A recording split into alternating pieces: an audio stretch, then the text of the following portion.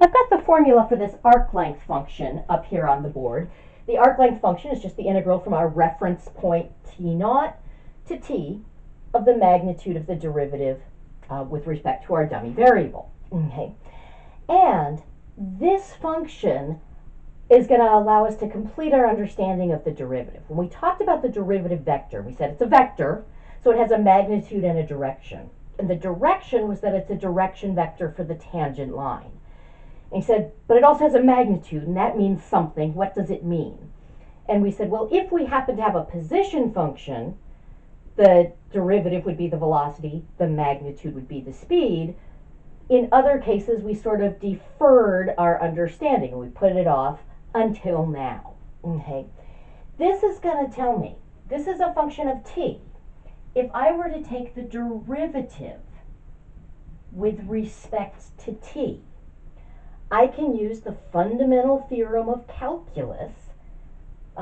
It's part 1 in our textbook, although some textbooks call it part 2, which basically says, okay, now I'm taking the derivative of this function where I'm integrating from a fixed lower limit of integration to my variable is my upper limit of integration, the magnitude of r prime of u du.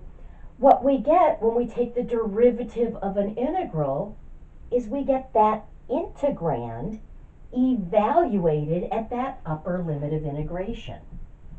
So we get the magnitude of r prime of t. Okay.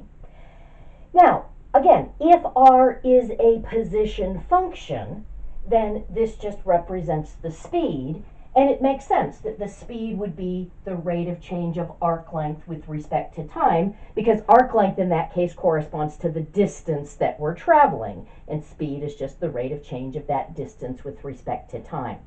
But in general, if I've got just a parametrization where t didn't necessarily mean time, r wasn't necessarily position, the magnitude of the derivative is giving me the rate of change of arc length with respect to the original parameter t. So it has something to do with how quickly we're drawing the curve. So that if, for example, I had a curve like so, and this corresponded to r of 0, and this corresponded to r of 1, and r of 2 was over here, I can see there's a much bigger distance between r of 1 and r of 2 than there is between r of 0 and r of 1. So I must have been drawing this section of curve, at least part of the time, I must have been drawing this a lot faster than I was drawing this. So I didn't just come to the same rate through here, sort of like, oh, we're drawing slowly, oh, let's speed up, we gotta get here. Okay, so we're drawing it at an inconsistent rate. Okay. Now, that is going to happen a lot. Very often our formulas are going to result in points not being evenly spaced. But that can sometimes mess things up, because that's going to mean that somewhere in here I'm going to have some fairly long derivative vectors compared to some relatively short derivative vectors over here. And if the parameter isn't really relevant to my study of the curve, that can mess up my understanding of the curve. Okay. Now, with a position function, the parameter is time. That is very relevant. Then the magnitude of the derivative is the actual speed of the object. But if I was just trying to look at this as a collection of points and study the way this curves, having a longer derivative here than I do here doesn't really have any meaning that's inherent to the nature of the curve. So for that reason, we sometimes might want to go from just having an arc length function to actually changing our parametrization to get what we call an arc length parametrization.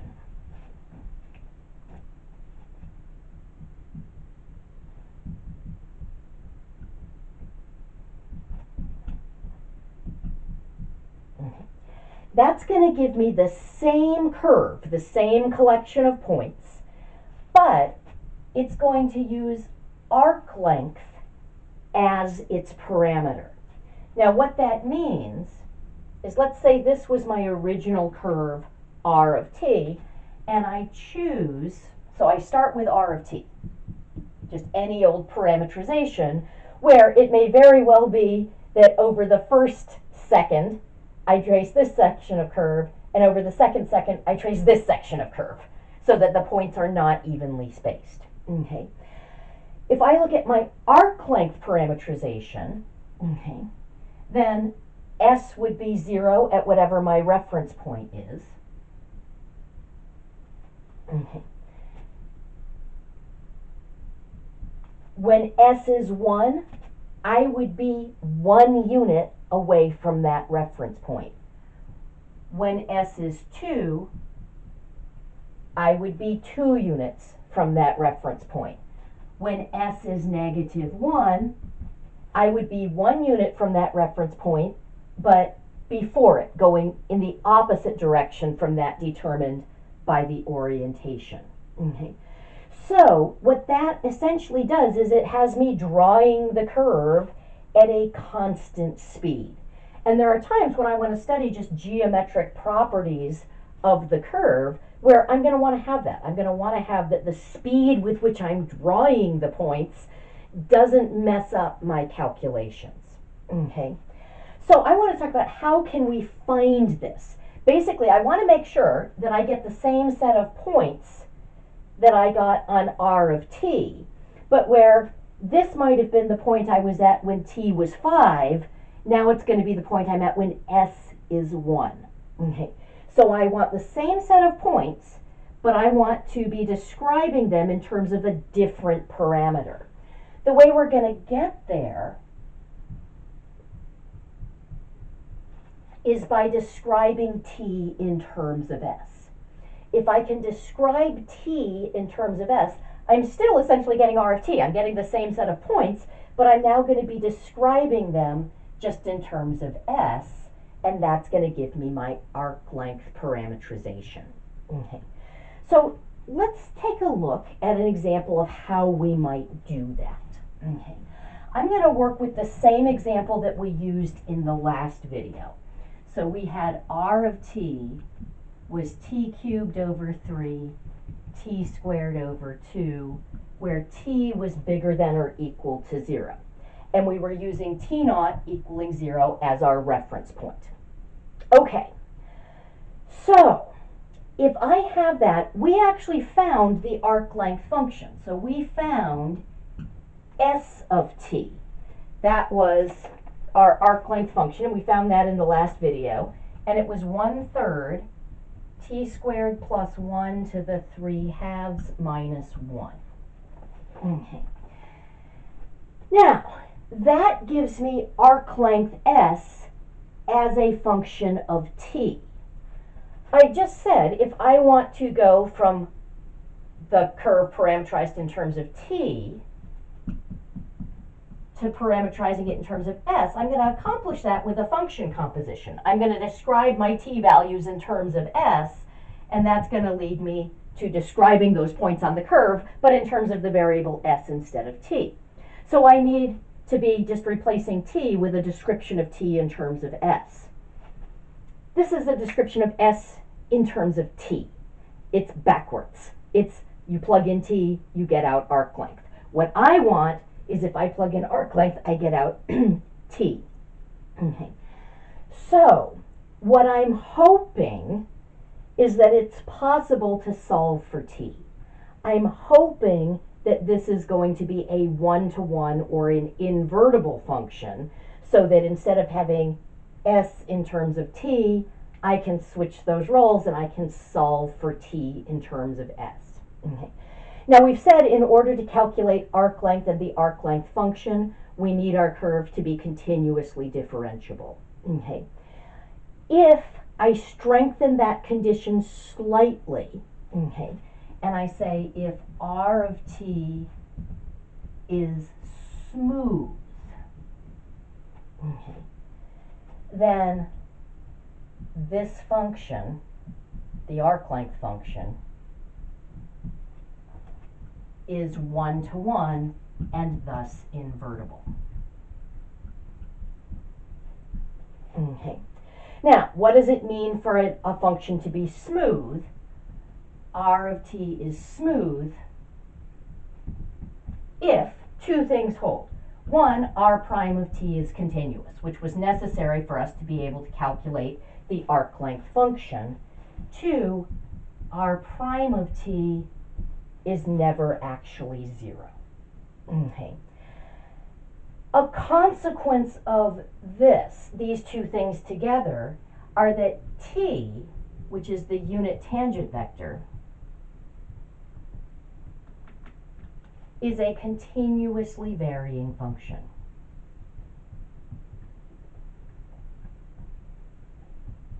So my curve would have a continuously varying unit tangent vector. Okay, that's because t is just r prime normalized. If r prime isn't 0, I can always create t. I can always normalize it. Okay, so if we have a smooth curve, then I know for sure that this is going to be one-to-one and therefore invertible.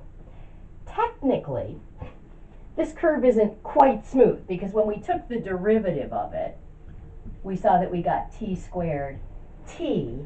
That is going to be 0 at this endpoint. That's going to be 0 at 0. However, turns out it's not a problem if that occurs at the end point of our domain. Okay, so this function will still be one-to-one. It's smooth everywhere except at 0, and since that occurs at our endpoint, that's not going to change that the arc length function is a one-to-one function. So we'll be able to solve for t in terms of s. All right, so that's what I'm going to do.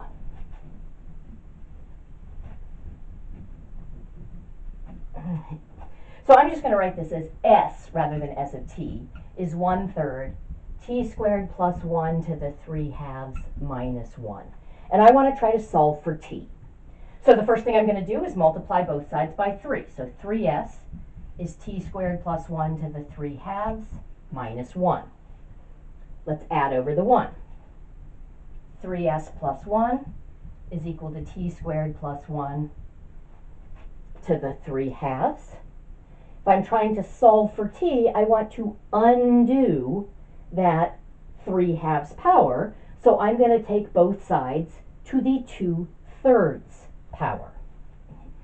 So we'll have 3s plus 1 to the 2/3 is equal to t squared plus 1.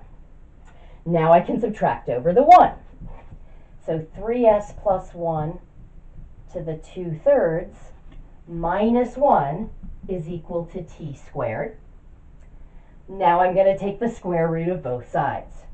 So the square root of 3s plus 1 to the 2/3 minus 1 is equal to the square root of t squared would be the absolute value of t. Since we've restricted our domain so that t is bigger than or equal to 0, I can say that that absolute value evaluates to just t. So t is the same as the square root of 3s plus 1 to the 2/3 minus 1. So we've been able to solve for t in terms of s.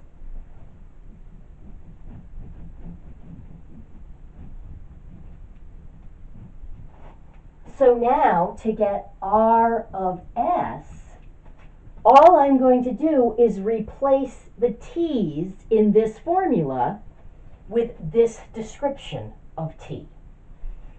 So what I'm cubing and putting over 3 is the square root of 3s plus 1 to the 2/3 minus 1 cubed all over 3, comma. Now here I'm going to be squaring it. Since it was just a square root, that's going to just lift the radical. So here I can just write 3s plus 1 to the 2/3 minus 1. That's my t squared all over 2. Notice that is just r of t. I've just described t in terms of s. So it's giving me a description of the points on the curve, but in terms of this new parameter s. Okay. All right, I do have one additional step that I need to do here. There were some restrictions on t to begin with. There are going to be some restrictions on s. Okay. S is going to have to be bigger than or equal to, if t was bigger than or equal to 0, s is bigger than or equal to the s value at 0.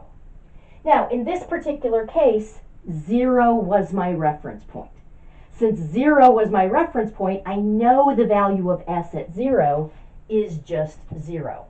So that'll simplify to s being bigger than or equal to 0, and that would be my arc length parametrization. Okay, so we've been going for a while here. I'm going to stop this video, but in the next video we'll just list out the steps for finding the arc length parametrization and work through another example.